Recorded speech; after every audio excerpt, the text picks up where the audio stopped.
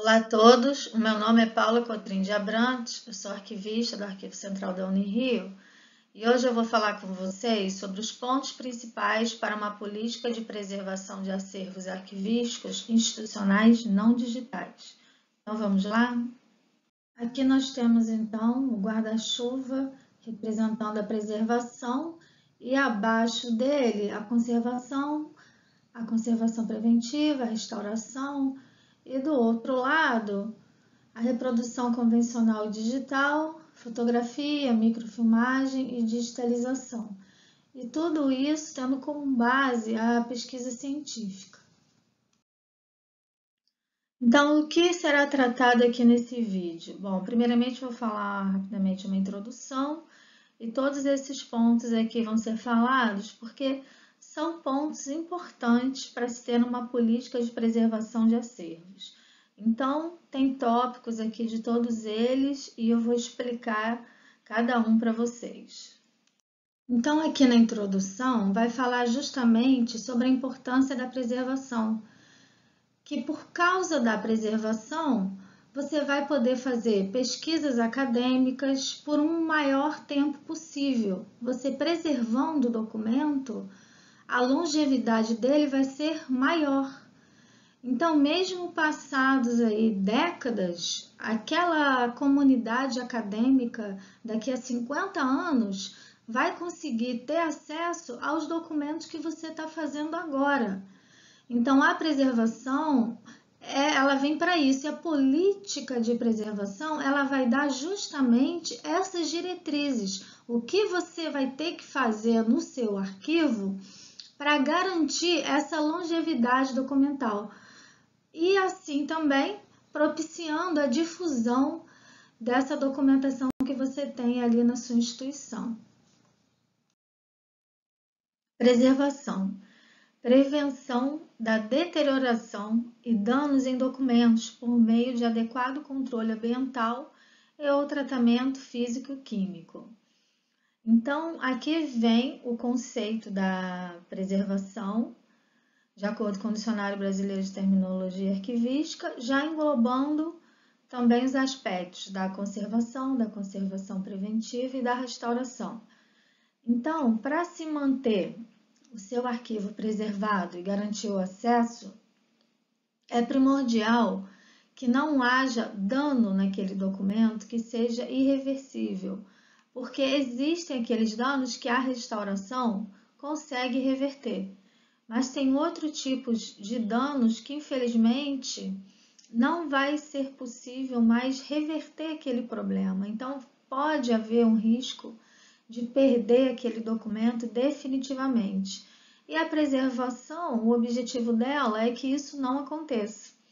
Então, para isso não acontecer, o lugar que tem aquele acervo, né, ele tem que ter um monitoramento de clima macro e micro, uma temperatura e umidade, né, todas corretas, de acordo com o que dizem as pesquisas científicas, para uma melhor preservação do acervo, adequação de mobiliário, enfim, são várias coisas que eu vou falar nos itens ali que eu apresentei para vocês no sumário. A conservação. A conservação trata de práticas específicas destinadas a diminuir o ritmo de deterioração e a prolongar a expectativa de vida de um objeto através da intervenção direta na sua estrutura física e química. E Casares também segue esse mesmo conceito. Ela vem falando de intervir através de procedimentos específicos, assegurando a proteção física do documento. Então, serão procedimentos realizados no documento para que ele se conserve o maior tempo possível. Os conservadores têm a função de promover meios para que o manuseio não crie risco à integridade física dos documentos. A conservação preventiva. A conservação preventiva está relacionada a ações serem aplicadas de forma preventiva, para evitar os processos de deterioração dos acervos.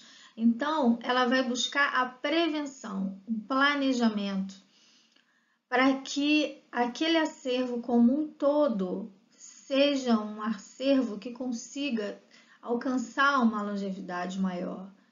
Então, você tem que fazer planos de conservação preventiva no seu acervo, tem que fazer a higienização, tem que controlar a temperatura e o clima, tem que pensar bem aonde você vai armazenar o seu documento. Isso tudo são ações de conservação preventiva. De acordo com Spinelli, a restauração, aqui agora já falando da restauração, é um conjunto de ações técnicas de caráter intervencionista nos suportes dos documentos. A restauração se propõe a executar o trabalho de reversão de danos físicos ou químicos que tenham ocorrido nos documentos ao longo do tempo. Então, a restauração ela vai atuar quando já houve um dano. Então, a função dela é reparar aquele dano para tentar aproximar o documento que ele era antes daquele problema acontecer. Higienização e manuseio. Deverá ser realizado em períodos regulares, então você tem que montar um plano de conservação preventiva que aborde esses aspectos da higienização e do manuseio. Os funcionários têm que ser treinados com relação à higienização, porque uma higienização mal feita, às vezes pega um documento um pouco mais quebradiço, um documento que já não está naquele estado físico-químico tão estabilizado, e aí a pessoa vai higienizar com uma mão muito forte, pode até rasgar o documento. Então, em vez de ajudar a conservar, pode ao contrário, causar um dano. Então, tem que tomar muito cuidado quando for fazer essa higienização, esse manuseio do documento, porque justamente a intenção é aumentar a vida útil do acervo. E também uma outra coisa, pensar também na detetização, para evitar roedores, insetos e fungos naquele meio. Agora, voltando aqui à higienização, que a detetização é um pouco mais à frente. A higienização, ela vai evitar o acúmulo de poeira, porque a poluição, né, ela tem algumas partículas de poeira que ficam em cima ali do documento e elas acabam riscando o documento se você fizer também uma higienização muito forte. Pode até rasgar, causar um rasgozinho. Então, tem que também tomar cuidado com isso na hora da higienização. Então, aqui continuando a higienização e manuseio, com orientações quanto à higienização. Passar a trincha ou pincel no documento para tirar sujeiras superficiais, mas sempre com cuidado, por causa daquelas questões que eu falei ali no slide anterior. Pode causar mais danos do que ajudar o documento, foi aquilo que eu falei há pouco. Tem que fazer essa higienização com cuidado, com calma, né? Com a mão leve, não forçar muito também no documento. Passar um saquinho com pó 31 de borracha pela superfície do documento. Isso quando é aquele documento, você vê que ele já está com uma sujeira ali na superfície e que não sai com a trincha. Então, uma tentativa de higienizar esse documento seria com esse saquinho com pó 31 de borracha. E na hora que for tirar, também tem que tirar lentamente, com calma. É um trabalho que é feito com calma. Continuando aqui, se houver sujeiras ou insetos, os restos de alimentos, retirar com bisturi. Então, tem que ter um bisturi próprio para tirar sujeiras desse tipo. Os grampos também têm que ser removidos, mas também com cuidado, porque se você não tiver cuidado na hora de extrair esses grampos metálicos, eles vão rasgar aquele documento. Então, tem que ter cuidado. Às vezes, você está vendo que não está saindo, então coloca o documento no verso e tira lado a lado aquele clips com cuidado para não rasgar o documento. E também é o que eu falei aqui, os grampos e os clips, retirar com cuidado porque eles apresentam oxidação. Aqui é a mesa higienizadora que nós temos lá na Unirio. Essa aqui é a quantidade de grãos metálicos que nós tiramos dos processos. A trincha e o extrator, nós usamos bastante na Unirio. Aos poucos, nós estamos substituindo por grampos de plástico, né? Com material adequado, mas é um procedimento que estamos fazendo aos poucos. Os processos antigos, que são justamente aqueles que nós recebemos na transferência, no recolhimento, ainda tem muitos grampos metálicos aqui que a gente faz esse trabalho de retirar. Orientações quanto ao manuseio do acervo. Isso aqui é muito importante. Quando tiver com um documento, não coloque um copo de café ou água ou qualquer líquido, nem sobre nem perto. Porque sem querer você fala, né? As pessoas têm mania de fazer gesto quando fala, que é normal. Aí você bate num copo de café ou num copo de água e pronto, já destruiu o documento ali. De jeito nenhum utilizar caneta ou marca-texto, é sempre lápis 6B para identificação de documentos. Isso se precisar fazer anotação do documento, que o ideal é sempre evitar. Mas se precisar, usa o lápis 6B. Não rabiscar os documentos de forma nenhuma, não utilizar clipes, fitas adesivas, papéis adesivos, cola, também não pode. Não perfurar desnecessariamente. Tem gente que vai furar o documento para colocar em alguma outra pasta, aí fura errado, não fura no lugar certo, aí tem que fazer um outro furo, daqui a pouco o documento já está cheio de furo. Então tem que prestar atenção quando se lida com o documento. E evitar dobraduras nas páginas. Evitar dobrar, porque vai criar um vinco que vai acabar cortando o documento. Esse é um treinamento importante para se fazer para os funcionários da instituição. Essas regras de manuseio, divulgar também no portal da sua instituição, né? Geralmente o arquivo tem ali uma página. Então é importante divulgar isso tanto nos treinamentos quanto na página do arquivo. Não usar saliva para passar a página. Nossa Senhora, muita gente usa saliva para passar, ainda mais hoje em dia, né, nessa época de coronavírus, é um risco maior ainda, nem pensar, né? Primeiro que tem que estar com máscara, né? Então usar saliva, então nem pensar. Até porque vai ter um risco grande de se contaminar. Então tem todas essas questões também. Manusear o documento sempre com luvas,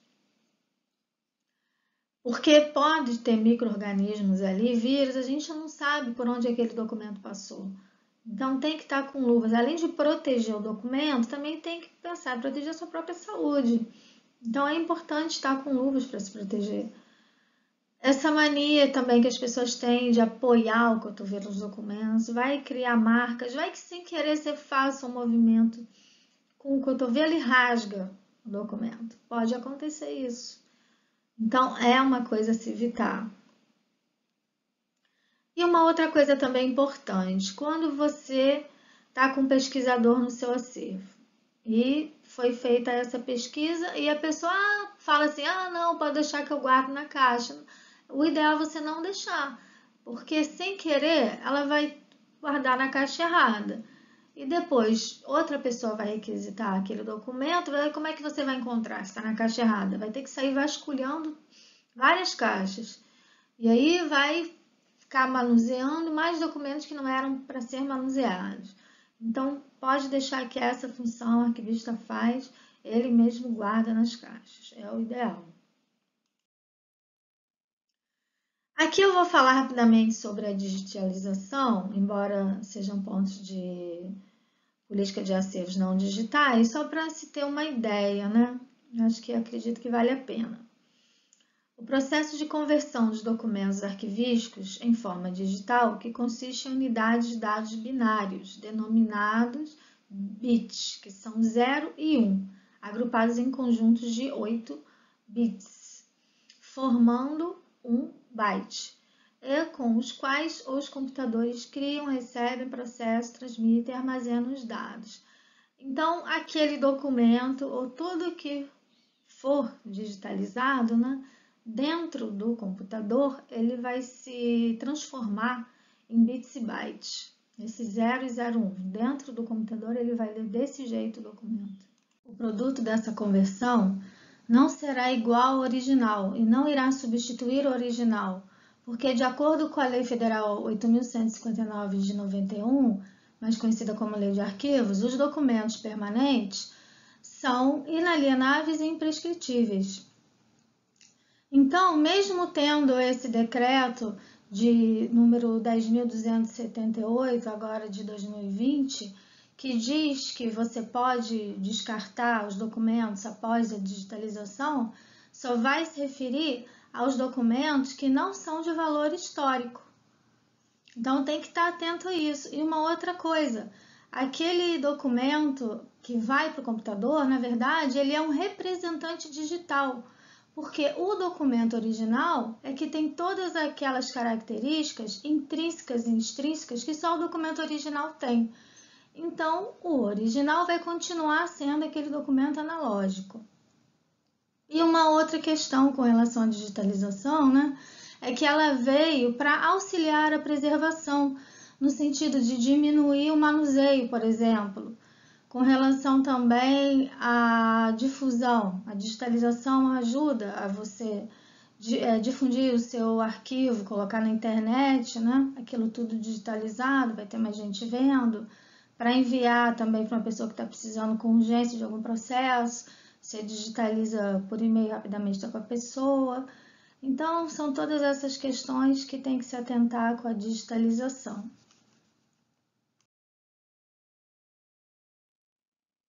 E outros aspectos também que a digitalização ajuda. Foi o que eu falei ali agora, diminui o manuseio, favorece o acesso administrativo, foi o exemplo que eu dei agora, que você envia por e-mail para uma pessoa que está precisando daquele processo, você digitaliza e envia. Eu já fiz isso várias vezes na Unirio. Ao invés da pessoa ir lá pessoalmente também, uma outra coisa, economia de tempo, né? Ao invés da pessoa ir lá no arquivo só para pegar esse processo, digitalizando, e rapidamente, né, em coisa de 1, 2 segundos, a pessoa recebe no e-mail e já vai dar prosseguimento ao que ela estava precisando fazer com aquele documento. E favorece a difusão do acervo, foi o que eu falei também, coloca na sua página ali o acervo e começa a divulgar. E com certeza vai ter muito mais gente vendo na internet, né, do que gente indo pessoalmente ao arquivo. E aqui chamando a atenção para uma questão. Mesmo os documentos que não são permanentes podem ter valor histórico para a instituição. Então, é preciso ter cuidado no descarte de documentos, mesmo seguindo o que diz a tabela de temporalidade e destinação de documentos. Por exemplo, lá no Centro de Letras e Arte da Unirio, nós temos os documentos que estão classificados na tabela de temporalidade de destinação fim das IFES, no código 125.33. Esse código está relacionado a registro de conteúdo programático, rendimento e frequência. A fase corrente desse código é 10 anos, a intermediária é 10 anos, a destinação final é eliminação. Então, se for seguir o código aqui à risca, eu eliminaria esse documento. Certo? Mas acontece que tem uma questão, ele é muito pesquisado, tanto por professores quanto ex-alunos, para fins de comprovação de nota, o que a pessoa cursou aquela disciplina. Então, a gente continua guardando essa documentação.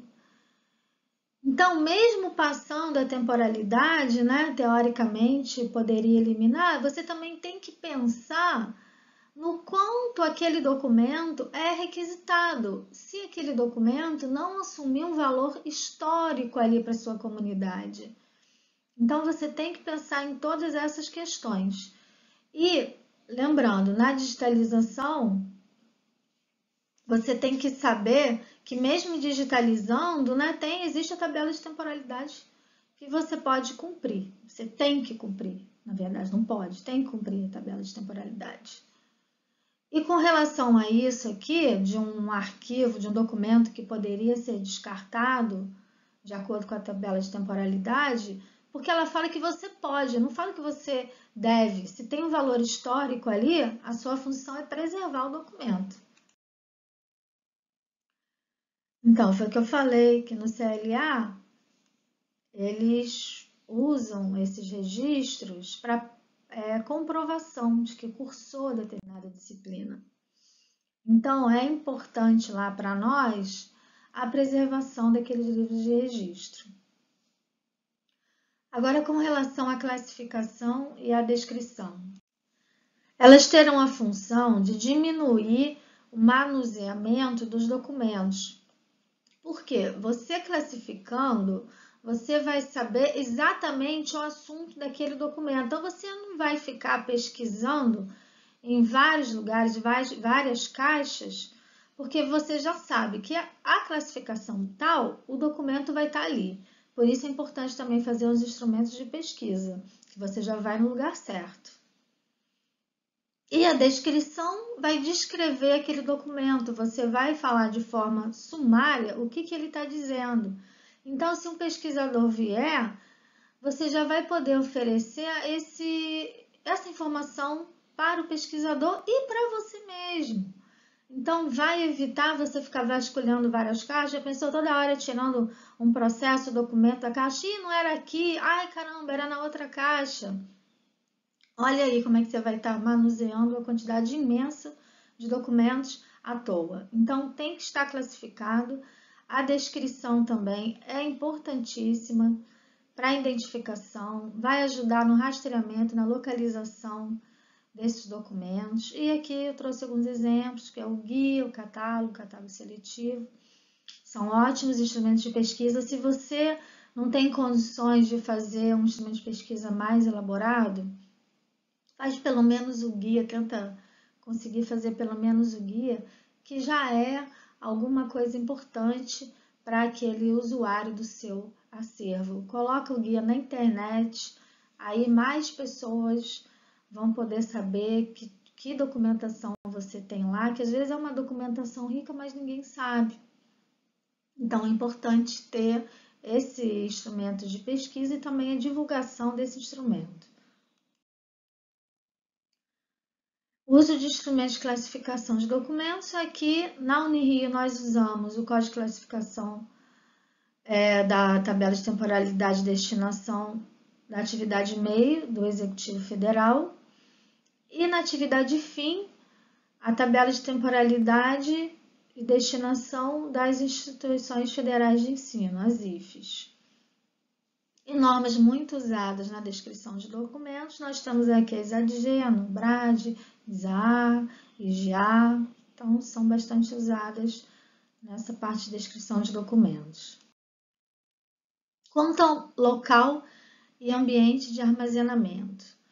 Então, essa imagem aqui já dá para perceber que quando se refere a local e ambiente de armazenamento, você tem que pensar como um todo. Você tem que pensar na região que o seu arquivo está, o entorno, o prédio, o depósito, até chegar lá naquele documento, naquele item documental.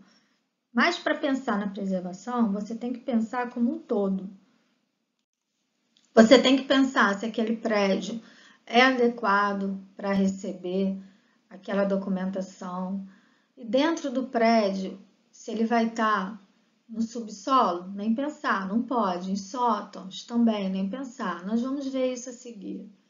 Então, ainda aqui, com relação ao local e ambiente de armazenamento, nem pensar em armazenar o acervo perto de dutos de água. Por quê? Porque acontecem acidentes e canos de água estouram. Eu já vi, como profissional arquivista, isso acontecer em vários lugares. Canos estouram, foi em cima da documentação aquela água, às vezes, infelizmente, água de esgoto, então acaba com a documentação. Não tem como recuperar essa documentação. Então, tem que tomar cuidado, você tem que prever isso na sua política de preservação, de mencionar para não colocar os acervos em áreas que têm encanamentos. Tem encanamentos que são visíveis, principalmente quando se coloca os arquivos em subsolos, o que não deveria jamais acontecer. Subsolo não é área propícia para colocar arquivo. Colocam também sótanos, outros lugares também proibitivos para se colocar arquivos. Então, isso tudo tem que ser mencionado na sua política. Uma outra coisa também que tem que se pensar: o prédio que está armazenado, o seu arquivo, ele é adequado para armazenamento dessa quantidade toda de papéis? Ele suporta esse peso? Entendeu? Você tem que fazer essa medição. Você tem que saber a metragem linear do seu arquivo e converter isso em peso. Tem um aplicativo muito bom para isso, que é o Arquivo Calc. Ele está disponível aí no Android e ele é muito bom para isso. Foi até eu que fiz esse aplicativo junto com o Antônio Abrantes. Ele é muito usado para ver essa questão da metragem, do peso, de quanto que está ocupando o espaço.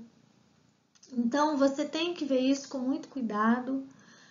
E também uma outra recomendação do CONARC é que a área de depósito não deve exceder 200 metros quadrados.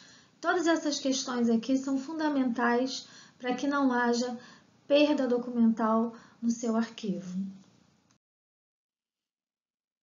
E uma outra coisa, o local deve possuir portas corta-fogo, porque se incendiar uma sala, você tendo a porta corta-fogo, não vai invadir todo o local. Então, é importante isso. Os procedimentos de detetização e desratização, eles devem ser feitos de 6 em 6 meses. Não esquecer disso, é importante que isso seja feito. A outra coisa também, os ralos, é bom você cobrir com uma redinha. É bom colocar aqueles remédios também, além da detetização de 6 em 6 meses, pelo menos de 3 em 3 meses ou de a cada um mês, colocar uns remédios ali no ralo para que não venha ter barata saindo dali. Tomar cuidado com as janelas, com a incidência de raios solares. O local deve possuir formas de diminuir a incidência de raios solares, porque às vezes o que pode acontecer? O seu arquivo está localizado num lugar que tem aquelas janelas, todas aquelas janelas transparentes. Então, uma dica que você pode colocar, né, assim, eu tô sem dinheiro para fazer uma coisa mais cara ali nas janelas. Talvez colocar um papel pardo ali nas janelas, né? Se você está sem dinheiro nenhum, né, pelo menos já vai diminuir a incidência de raios solares. Um papel contact também, tem papéis contact na cor branca, na cor cinza ou bege, essas cores assim mais neutras, e também já vai diminuir a incidência de raios solares. Tem que pensar nisso porque os raios solares eles vão aumentar a temperatura interna ali, vai mudar a temperatura do ambiente e a umidade também. Então é uma coisa importante a se pensar esse cuidado com as janelas. O ambiente tem que estar com a climatização adequada, o ar-condicionado está na temperatura certa, a umidade está naquele padrão correto que tem que estar a umidade. Como é que está essa questão? É importante ter um monitoramento da umidade relativa do ar. É importante comprar um termohigrômetro, que ele vai fazer essa medida e você vai poder acompanhar como está isso no dia a dia. Então, de acordo com o CONARC, a temperatura adequada para documentos textuais fica entre 15 e 22 graus e a umidade relativa entre 45% e 60%.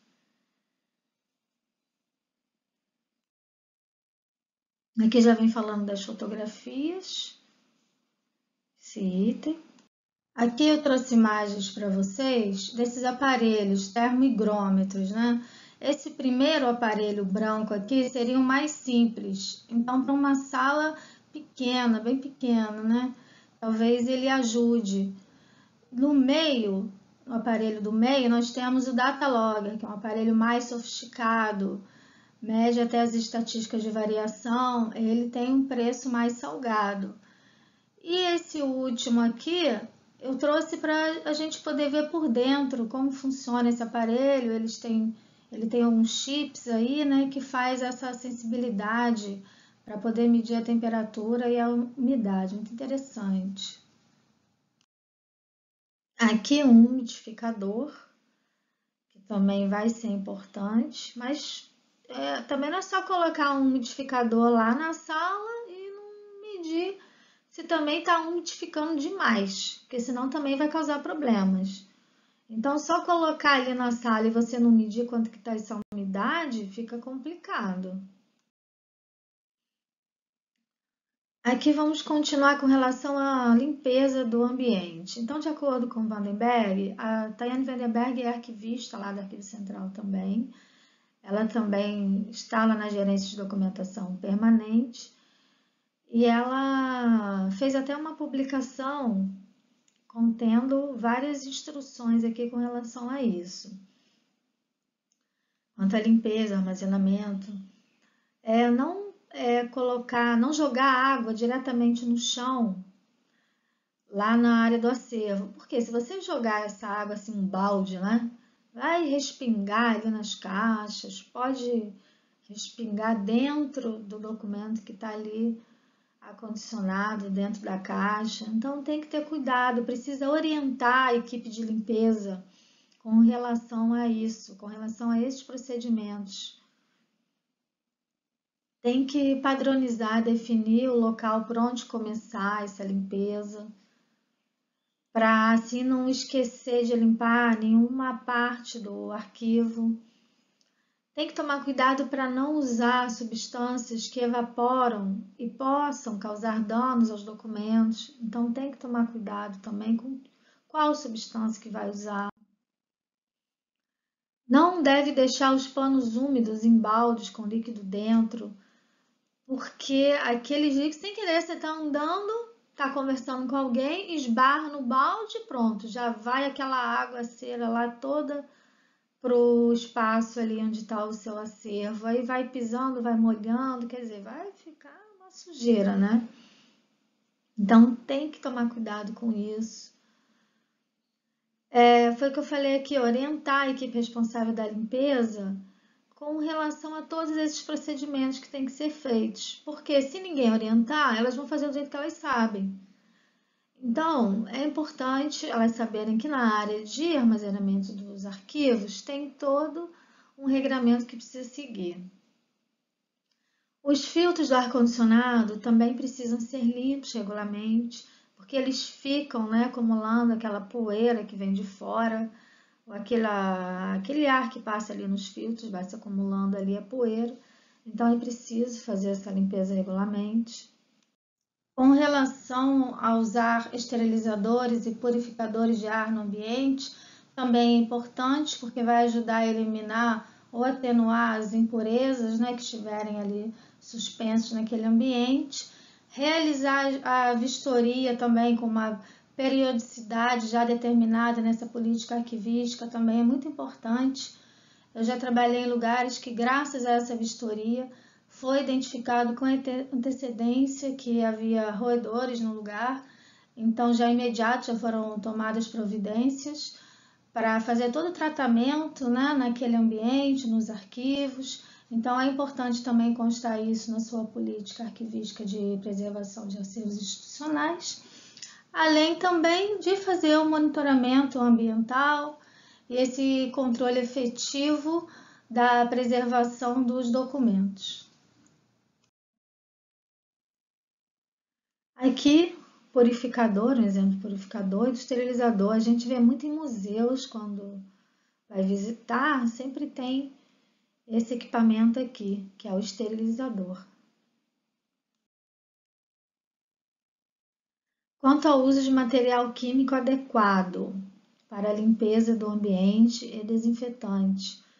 Então, principalmente nessa época que estamos vivendo, né? Que existe o Covid-19, é importante toda essa preocupação aqui com a limpeza do ambiente. Então, usar o cloro, usar todos esses material aqui que está sendo citado. O álcool gel 70, fundamental hoje em dia. Aqui continua essa lista. Foi feita uma pesquisa para fazer essa lista. A Tayane, novamente, né, ela fez um trabalho com relação a isso. Então, eu coloquei aqui para vocês verem, caso vocês quiserem usar no arquivo de vocês. Isso daqui já está comprovado cientificamente, tá? Que o seu uso mata esses vírus e bactérias. Então, é importante vocês usarem, né, realmente isso daqui que funciona para evitar problemas maiores. Material de armazenamento e acondicionamento. O armazenamento e acondicionamento no mobiliário adequado para cada suporte documental. Então, por exemplo, os mapas e plantas têm que estar armazenados numa mapoteca, na horizontal, certo? E também tem a questão aqui da prateleira, você está numa estante. A prateleira ela deve ter distância de 10 centímetros do solo. É importante aqui essa altura. Até, por exemplo, né? Se caso alguém esbarre num balde com água, você tendo 10 centímetros de altura, já diminui a chance daquele respingo de água bater na sua caixa. Além do mais, também, se tiver insetos, pode acontecer. Às vezes fez a detetização, mas apareceu ali, entendeu? Se você tem a caixa muito rasteira, tem mais chance daquele inseto, daquele roedor entrar na sua caixa. E ele estando um pouco mais elevado, já ajuda um pouco, já é alguma coisa, né? Para evitar esse tipo de problemas, tanto da água quanto de insetos. E aqui, novamente, o mobiliário tem que ser seguro, longe de dutos d'água, de fácil acesso. E o ideal é que as estantes sejam feitas de aço. Aqui é uma foto que eu tirei lá da estante que nós temos no arquivo permanente de deslizante. E aqui são as caixas poliondra, que são as recomendáveis para o armazenamento do acervo.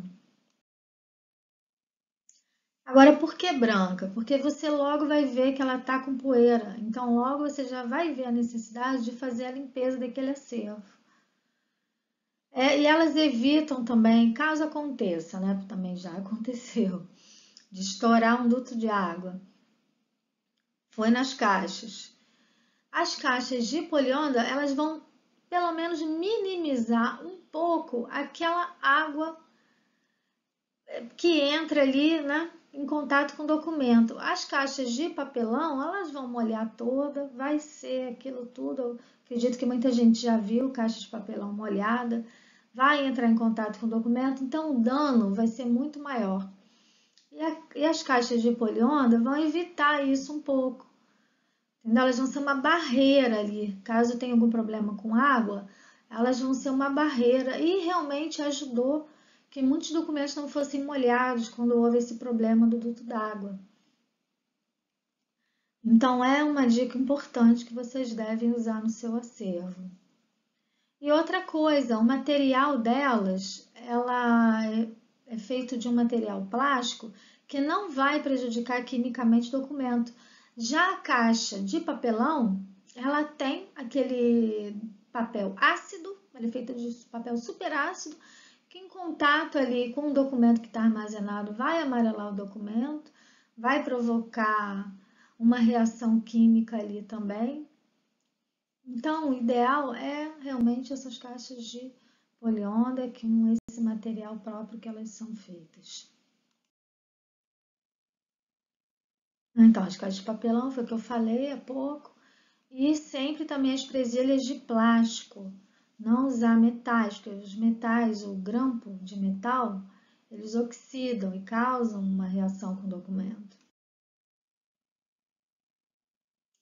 Então, o condicionamento tem que ser adequado, porque senão pode fazer esse dano aí, muitas vezes até irreversível. Qual material recomendado? Papéis e cartões neutros ou alcalinos, filmes de poliéster, essas marcas são as mais indicadas, segundo pesquisa que eu fiz, né? Peguei em outras referências. Fitas adesivas dupla, neutra, tira de cadastro de algodão ou tecido de linho. Aqui, ó, a Tayane tirou essas fotos de como é feito esse procedimento aqui no arquivo. As nossas caixas aqui do arquivo permanente estão na horizontal, porque assim vai evitar o abaulamento do documento, ele não vai ficar torto, não vai ficar troncho, né? Aquele documento que se enverga todo, assim ele vai ficar sempre na horizontal. Então, não vai causar esse tipo de problema no documento. Aqui são cadastros de algodão, você faz um furinho aqui, você perpassa, né, tanto nesse furo aqui, dessa parte que fecha a caixa, quanto ali logo embaixo, onde está a foto. Você passa aquele cadastro de algodão ali, dá um laço, fechou a caixa. Assim não tem risco também dela abrir e começar a sair os documentos ali. Então, é uma dica também muito importante, tanto esses documentos aqui na horizontal, como também fechar as caixas com esse laço aqui do barbante de algodão. Com relação à alcalinidade e acidez dos locais aonde você vai acondicionar aqueles documentos, aquelas pastas, ou até o próprio material também que você vai imprimir aquele documento, o ideal, né, é que seja num papel com um pH neutro e o acondicionamento que seja naquele material acid free, porque com certeza é o material mais indicado para você acondicionar os seus documentos. Com relação ao transporte, a documentação ela precisa estar sempre classificada e identificada para fazer o transporte. Então, quando você for fazer a transferência e o recolhimento, já tem que estar tudo classificado, tem que ver se não tem ali nenhum micro-organismo naquela documentação, fazer uma inspeção antes para ver se não está a documentação contaminada, para senão não acontecer aquele problema de chegar lá no arquivo e dar de cara com aquele problema, porque aquela documentação tem que ser separada, ela tem que vai ter que ser deixada numa quarentena, não pode ser misturada com uma outra documentação. Sempre quando fazem a transferência e recolhimento, procurar sempre deixar em quarentena também para ver se veio com alguma contaminação aquele arquivo. Agora, quando você vê de cara que está contaminada, aí o problema é maior. Ela nem deveria ter ido lá para o arquivo dessa forma. Então, é importante ter na sua política de preservação essas questões já bem especificadas. No transporte também pode acontecer vários problemas com relação à perda de caixas, ou então saem documentos das caixas, elas não estão devidamente fechadas, com lacre ideal, não estão com aquele laço de algodão, né, que vai proteger para que não haja esse risco de perda documental, porque no transporte esse risco é muito grande, tem que ser uma equipe treinada para fazer essa transferência e recolhimento, eles têm que ter cuidado com o documento. E o ambiente também do automóvel que vai fazer esse transporte tem que ser um automóvel adequado. Não é só, vamos pegar ali um carro e colocar as caixas aí. Não pode ser assim, tem que ser pensado. Ele está adequado para receber essas caixas? As caixas têm risco de ficar tombando, caindo, não colocou direito no carro, entendeu? Tem que ter todo esse cuidado. E na sua política você especifica esses cuidados com o transporte. E foi o que eu coloquei aqui, ó, capacitar uma equipe para fazer esse transporte.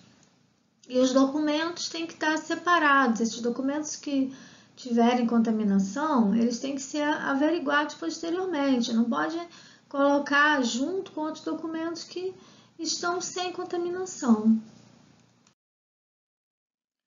Com relação à segurança, tem que tomar cuidado com incêndio, com roubo, com danos causados às condições de guarda, da exposição inapropriada. Mesmo quando você for fazer também, além dessa exposição normal, né, de você fazer armazenamento inadequado, quando você for fazer uma exposição, por exemplo, seu arquivo, alguns documentos foram requisitados para exposição. Você ter muito cuidado com esses documentos, de preferência colocá-los dentro daquele plástico de poliéster que vai fazer uma proteção melhor para o documento. E também seria o ideal, em caso de exposição, as pessoas assinarem um termo, né, que vão ter cuidado com aquela documentação, com relação também ao sigilo, que elas conhecem todas as leis, que elas não podem divulgar os dados, muito menos dados pessoais, aquelas pessoas que estão ali no documento. E todas as medidas também relacionadas com a salvaguarda daquele documento. Então, voltando aqui, tem que elaborar um plano de emergência. Então, pegou fogo, está começando um incêndio ali, o que eu tenho que fazer? Então, para isso que serve um plano de emergência. Porque você já sabendo o que fazer, toda a equipe já sabendo o que fazer, com certeza você vai atuar muito mais rápido. E atuando muito mais rápido, você vai conseguir assegurar a proteção daquele seu arquivo.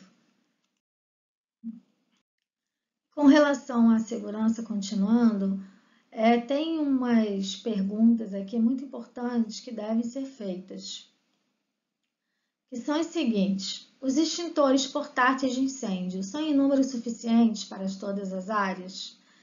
Esses extintores, eles estão na validade? Eles estão sendo recarregados? Eles são os extintores certos para aquele tipo de acervo? Mesmo na parte do escritório, vocês estão com o extintor certo que vai apagar aquele princípio de incêndio se acontecer algum curto-circuito ali no seu computador? Estão situados em locais determinados pelo Corpo de Bombeiro? Os extintores, eles têm que ter uma sinalética ao redor deles, entendeu? Para a pessoa logo ver de cara que ali tem um extintor. Então, foi o que eu falei, estão frequentemente vistoriados e recarregados, há detectores de fumaça, dispõe de alarmes de incêndio em pleno funcionamento, as mangueiras de água e os equipamentos contra fogo estão em bom estado de conservação. Então, esse plano de emergência tem que constar isso tudo. Na Unirio, a gente sempre faz essa vistoria dos extintores, então eles estão sempre recarregados e sempre tem uma vistoria com relação a isso. Sempre há uma troca, né, também, que às vezes passa da validade, tem que trocar. Aqui eu trouxe para vocês alguns exemplos de tipos de extintores, porque cada um vai agir em determinado tipo de fogo. Olha, a classe e onde eles atuam. Esse ABC, ele vai atuar tanto em papéis e madeiras, quanto tintas, óleos e líquidos inflamáveis, quanto em equipamentos e instalações elétricas. Então, quando você for fazer esse plano de emergência, é bom também você destacar quais seriam os extintores ideais ali para o seu acervo. Aqui, ó, combate a incêndio. Inclusive, eu já fiz um curso de combate a incêndio, foi muito bom, realmente, porque é claro que não chegou a incendiar nada para eu chegar a apagar, mas simulou, entendeu? Ali tem um princípio de incêndio, como você vai agir? E mesmo que não tenha um fogo ali na hora do curso, você já sente aquela adrenalina, entendeu? Porque você tem que saber como que você vai tirar essa argola, a posição certa ali para você segurar aquela mangueira. Você não pode segurar a mangueira ali naquela cauda ali, né? Da mangueira, você tem que segurar ali naquela parte que está indicando na manopla, porque senão você pode queimar a sua mão. Então, é importante fazer esse curso de incêndio. É claro que você não vai virar um bombeiro, você não vai ficar apagando aqueles incêndios astronômicos, é só em caso de início, alguma coisa deu um curto-circuito ali, você rapidamente já pode pegar um extintor que vai estar com uma sinalética adequada e você vai conseguir apagar aquele iniciozinho de incêndio. E esse que é o foco, né? A maioria das pessoas não treinam para ser brigadistas, na verdade. É um treinamento para você evitar que um pequeno incêndio se transforme num grande incêndio. Então, a visão que eu tive desse curso que eu fiz foi essa. E eu achei muito importante e aconselho todo mundo a fazer. Pedir para a sua instituição, né, disponibilizar esse curso para os funcionários. Aqui são os equipamentos de proteção individual. Hoje em dia são importantíssimos. Na Unirio nós usamos as luvas, mesmo antes do coronavírus já usávamos todos esses equipamentos, porque são fundamentais para a nossa proteção. Quando você está fazendo higienização, às vezes você pega documentos muito antigos, que já tem aqueles micro-organismos que já ficaram ali com o tempo, ou então documentos que já vieram de locais que não fizeram armazenamento adequado. Então, quando você está fazendo a higienização, pode subir aquelas micro-organismos e atingir os seus olhos, a sua parte, né, respiratória. Então, fundamental o uso de todos esses equipamentos. Tem uma norma própria que regulamenta o uso desses equipamentos. Então, toucas, luvas, máscara, óculos, jalecos, de preferência com manga longa, porque também evita o contato da sua pele ali com um documento. Às vezes, quando você está higienizando, né, às vezes pode acontecer, de sem querer você for encostar ali, se você não tiver numa mesa higienizadora, tiver num tipo de mesa, sem querer pode acontecer. Então, o ideal é que você esteja com um jaleco de manga longa para evitar esse contato. Bom, gente, eu cheguei aqui, né, ao final desse vídeo. Eu espero que vocês tenham gostado. Eu abordei aqui os pontos principais de uma política de preservação de acervos arquivísticos não digitais, embora tenha dado uma pincelada aqui na digitalização, mas buscando o auxílio da digitalização à preservação. Então, uma outra coisa também importante que eu quero dizer é que é recomendável o investimento financeiro da instituição para preservar os seus acervos, porque fazendo esse investimento financeiro, com certeza, eles vão ter uma longevidade maior, vão ter um acesso por mais tempo e também vai ajudar a difusão de toda a documentação que vocês têm no arquivo de vocês, tá? Então, era isso. Agradeço e que tirem bom proveito aí desse vídeo. Obrigada.